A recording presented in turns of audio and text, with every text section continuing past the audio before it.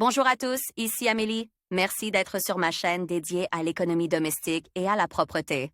On va plonger directement dans le sujet, alors restez avec Dans moi. chaque maison, il est impossible d'imaginer une table dressée pour boire du thé sans une théière.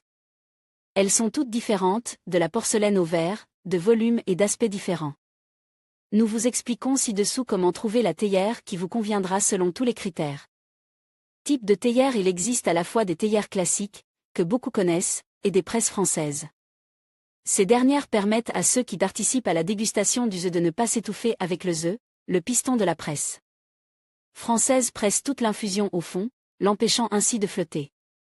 À une simple théière destinée à l'infusion, il faut ajouter une passoire spéciale, qui empêchera les feuilles de thé de pénétrer dans la boisson lorsqu'on la verse dans une tasse.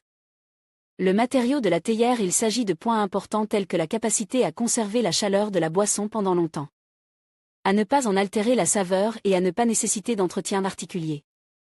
Les théières en acier, qui ne rouillent pas, peuvent donner aux œufs le goût du fer. Les théières en fonte sont excellentes pour l'infusion et la décoction de plantes, mais on les trouve rarement dans le commerce. Les théières en porcelaine sont très belles et ont l'air chères, elles maintiennent assez bien la température d'infusion, mais elles sont très instables face à l'eau bouillante et peuvent se fissurer.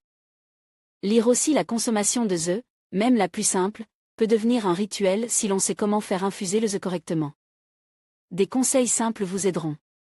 La théière en céramique est la plus pratique, la moins chère et la plus commode. Elle ne laisse pas le thé refroidir rapidement, ne gâchez pas son arôme et sa saveur avec des arômes étrangers et est assez bon marche. Conception interne de la bouilloire: si la bouilloire est munie de double paroi, le thé qu'elle contient restera frais, savoureux et riche en arômes pendant longtemps. Les bouilloires en métal sont souvent recouvertes d'imel à l'intérieur, ce qui protège le thé de la saveur métallique et les parois de la corrosion. Mais l'imel doit être bien entretenu pour ne pas se fissurer ou se détacher des parois. Matériaux du manche de la théière: les poignées métalliques des bouilloires qui doivent être chauffées sur la cuisinière pour infuser du thé doivent être recouvertes de silicone ou de bois. Si vous avez choisi une bouilloire pour laquelle le thé est infuse en versant de l'eau bouillante sur l'infusion, le matériau de sa poignée peut aller de la céramique au métal.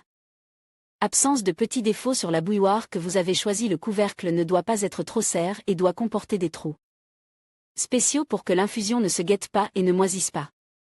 Toutefois, un couvercle qui ne tient pas bien et qui se détache lorsque la bouilloire est inclinée est également mauvais.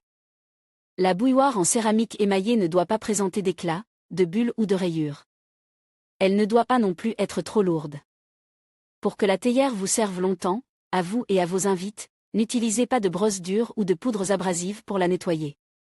Il n'est pas souhaitable de laisser l'infusion dans la théière pendant une longue période, et pour chaque variété de thé, il est préférable de choisir le bon type de théière.